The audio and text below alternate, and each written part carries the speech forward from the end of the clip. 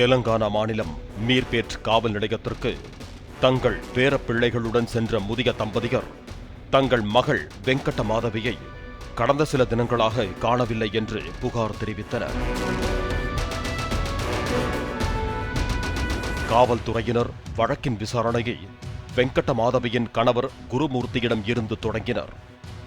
முன்னாள் ராணுவ வீரரான குருமூர்த்தி விருப்ப ஓய்வுக்கு பிறகு தற்போது ஹைதராபாத் காஞ்சன்பாகில் உள்ள DRDOவில் பாதுகாவலராக பணிபுரிந்து வருவதாக தெரிவித்தார். திருமணம் முடிந்து 13 ஆண்டுகளாகும் நிலையில் தனக்கும் மனைவிக்கும் எந்த பிரச்சனையும் ஏற்பட்டது கிடையாது என்று தெரிவித்த குருமூர்த்தி, கடந்த 17ஆம் தேதி வீட்டை விட்டு சென்ற மனைவி அவரது செல்போனையும் கையோடு எடுத்துச் சென்று விட்டதாக தெரிவித்தார். வெங்கட்ட மாதவியின் செல்போன் நம்பரை பெற்ற போலீசார் அதனை வைத்து செல்போன் சிக்னல்களை ஆய்வு செய்தனர். கடைசியாக அவரது செல்போன் 17ஆம் தேதி வரை மட்டுமே செயல்பாட்டில் இருந்ததும் அவரது வீட்டில் வைத்தே சுவிட்ச் ஆஃப் செய்யப்பட்டிருப்பதும் கண்டுபிடித்த போலீசார் வெங்கட்ட மாதவியின் நடவடிக்கை குறித்து அக்கம் பக்கத்து வீட்டாரிடம் விசாரித்தனர். மனைவி நடத்தையில் சந்தேகப்பட்டு குருமூர்த்தி அவரை அடித்து உதைப்பார் என்று தெரிவித்தனர். இதையடுத்து தனது மனைவியுடன் பிரச்சனையே இல்லை என்ற குருமூர்த்தியிடம் மீண்டும் விரிவான விசாரணை மேற்கொள்ளப்பட்டது.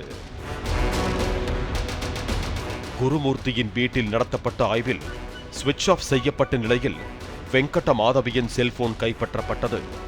அதனை வைத்து இந்த வழக்கு விசாரணையை அடுத்த கட்டத்திற்கு எடுத்துச் சென்ற போலீசார் வெங்கட்ட மாதவி எங்கே என்று குருமூர்த்தியை கேள்விகளால் துளைத்தெடுத்தனர். போலீசாரிடம் தான் மனைவியை கொலை செய்ததாக ஒப்புக்கொண்ட குருமூர்த்தி மனைவியின் சடலத்தை அந்த பகுதியில் உள்ள ஏரியில் வீசியதாக தெரிவித்தார். அங்கு சென்று பார்த்தபோது ஏரியில் எந்த ஒரு சடலமும் கண்டெடுக்கப்படவில்லை. அப்படியென்றால் வெங்கட்ட மாதவிக்கு உண்மையிலேயே என்ன நடந்தது என்பதை அறிய போலீசார் தங்கள் புலன் விசாரணையை தீவிரப்படுத்தினர். மனைவியின் சடலத்தை துண்டுகளாக்கி குக்கரில் போட்டு அவித்து கரைத்து ஏரியில் கொட்டிவிட்டதாக கூறி போலீசாரை அதிர்ச்சிக்குள்ளாக்கினார் குருமூர்த்தி.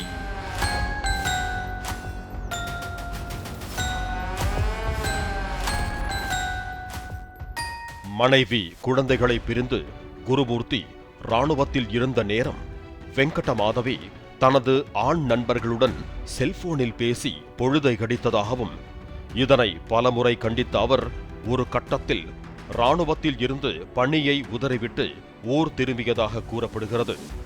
தனது மனைவி தன்னை தவிர வேறு ஆண்களுடன் பேசினாலே சந்தேகம் கொள்ளும் மனநிலையில் இருந்த குருமூர்த்தியின் தீராத சந்தேகமே அவரை கொடூர மனநிலைக்கு தள்ளியதாக கூறப்படுகிறது.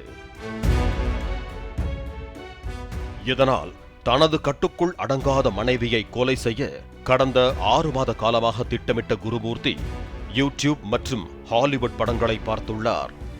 மனைவி குழந்தைகள் வெளியூர் சென்றிருந்த நிலையில் தெருவில் சுற்றி கொண்டிருந்த நாய் ஒன்றை அடித்து கொன்று அதனை வீட்டுக்குள் எடுத்து வந்து சிறு சிறு துண்டுகளாக வெட்டி குக்கரில் போட்டு வேக வைத்துள்ளார். அளவுக்கு அதிகமாக வெந்து போனதால் நாயின் சதை கூழாகி கரைந்து போனதாக கூறப்படுகிறது. அதன் எலும்புகள் மட்டுமே மிஞ்சி உள்ளன.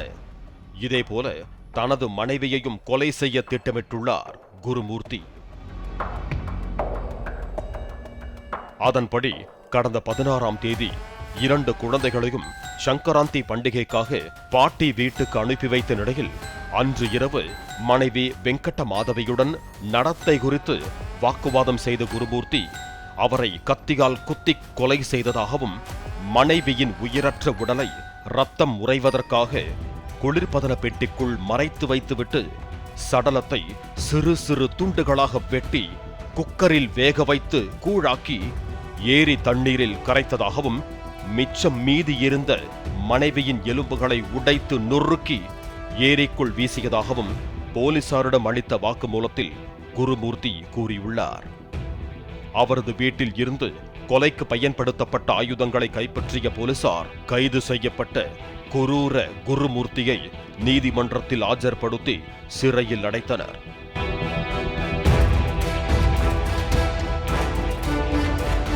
தம்பதியர் தங்கள் இருவருக்குள்ளும் குறைந்தபட்ச நேர்மையுடன் நடந்து கொண்டாலே தீரா சந்தேகமும் ஏற்படாது. இது போன்ற கொடூர சம்பவங்களும் சமூகத்தில் நடக்காது என்கிறார்கள் காவல்துறையினர்.